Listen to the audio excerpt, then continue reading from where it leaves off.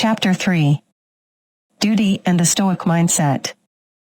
A person must not only consider how their life diminishes daily, but also that if they live long, they cannot be sure whether their understanding will remain capable of thoughtful consideration in business matters or contemplation, the basis of true knowledge of both divine and human things.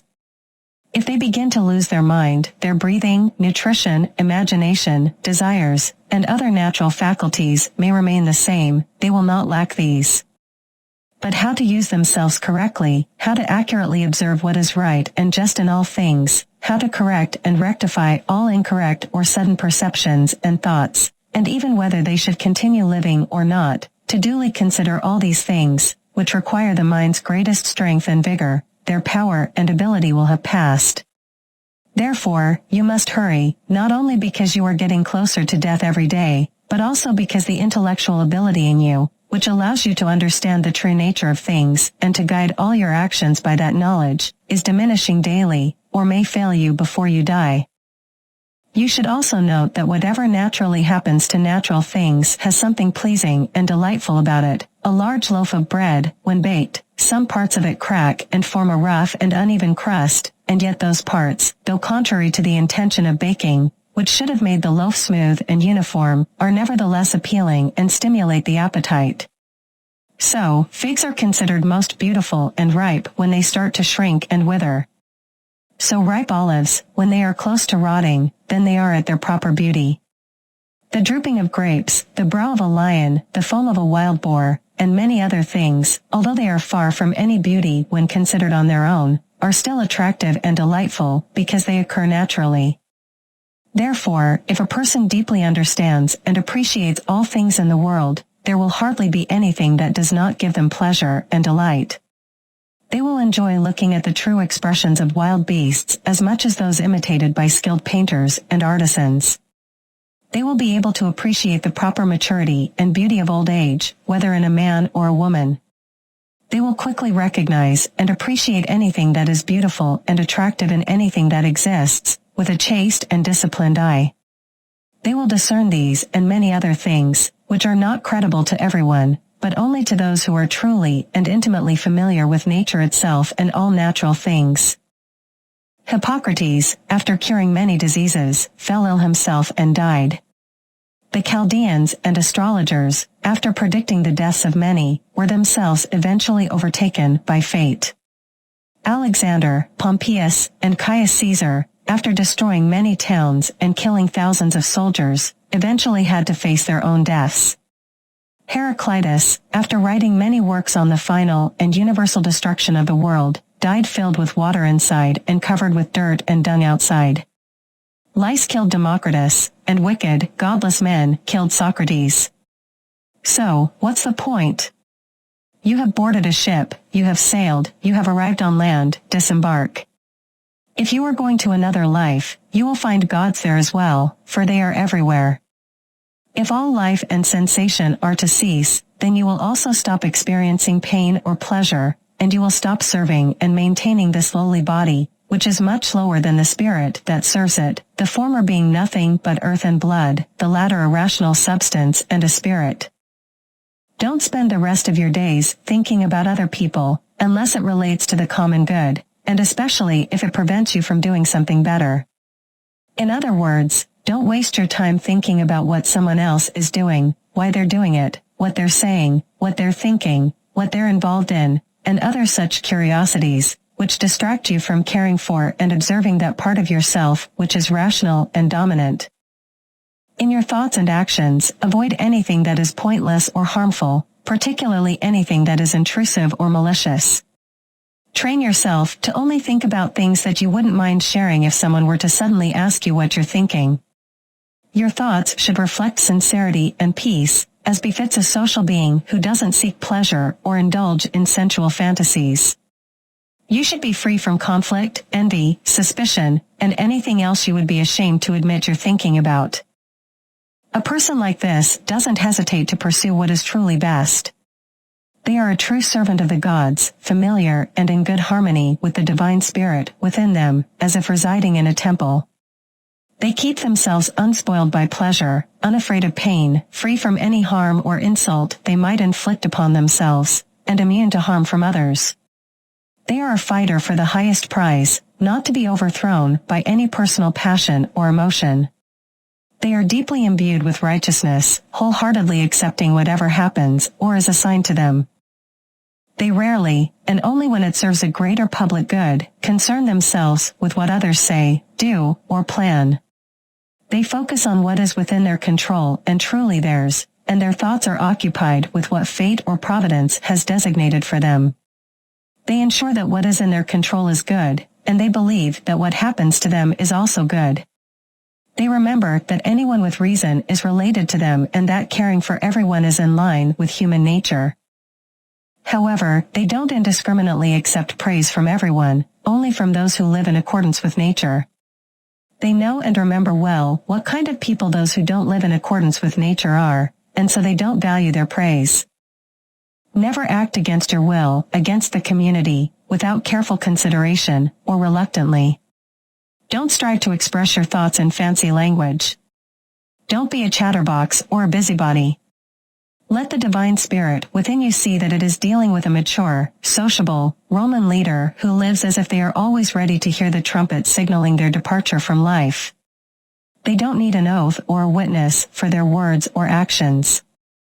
Be cheerful and self-reliant, not needing the help or company of others, or the peace and quiet that others can provide. Be like someone who is naturally upright, rather than someone who has been made upright. If you find anything in this mortal life better than righteousness, truth, self-control, courage, or a contented mind that does what is right and accepts what happens without its consent, then pursue it wholeheartedly. But if you find nothing better than your own spirit, nothing better than controlling your own desires and not acting on any thought until you've thoroughly considered it, nothing better than distancing yourself from sensual pleasure, submitting to the gods, and caring for all people, then don't let anything else distract you from pursuing your own good. It's not right for anything of a lesser nature, whether it's public acclaim, honor, wealth, or pleasure, to compete with what is rational and truly good. If you let these things please you, even for a moment, they can quickly take over and lead you astray. So, choose freely and firmly what is best and stick to it. Now, they say the best thing is what is most beneficial. If they're referring to what's beneficial to a human as a rational being, stick to that and defend it, but if they mean beneficial simply as a living creature, dismiss it. Make sure to avoid any misleading appearances or external influences, so you can accurately judge things. Never consider something beneficial if it forces you to break your trust, lose your modesty, hate someone, be suspicious, curse, deceive, or lust after something that requires secrecy. But the person who values their rational mind and spirit, and the sacred virtues that come from it, will never complain, sigh, or feel lonely or overwhelmed. Most importantly, they will live without desire or fear. Whether they live a long or short life in their body, they are indifferent. If they were to die now, they would be as ready for it as for any other action that can be performed with modesty and decency. Their only concern throughout their life is that their mind is focused on intentions and objectives suitable for a rational and social creature. In a mind that is truly disciplined and cleansed, you won't find anything foul or impure, servile or pretentious, biased or malicious, vulnerable or hidden.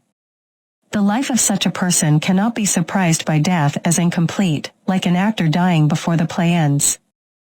Use your ability to form opinions with honor and respect, for everything depends on it. Make sure your opinion doesn't create anything in your understanding that contradicts nature or the proper constitution of a rational creature. The goal of a rational constitution is to act thoughtfully, be kind to others, and willingly submit to the gods. Therefore, discard everything else and stick to these few principles. Remember, a person can only truly live in the present moment.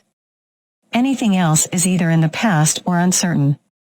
The time that anyone lives is short, the place where they live is a tiny corner of the earth, and the greatest fame that can remain after their death is small and fleeting.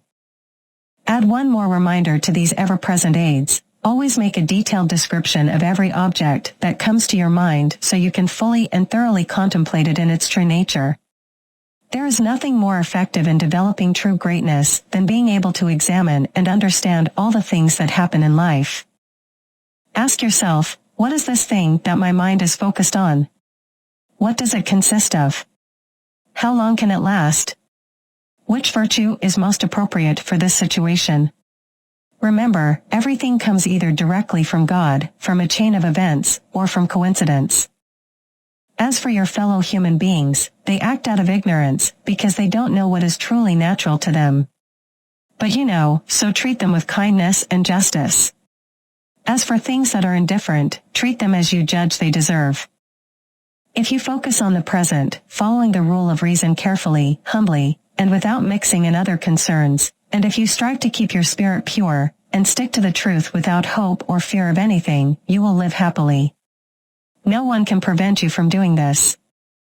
Just as doctors and surgeons always have their tools ready for emergencies, keep your principles ready for understanding both divine and human matters.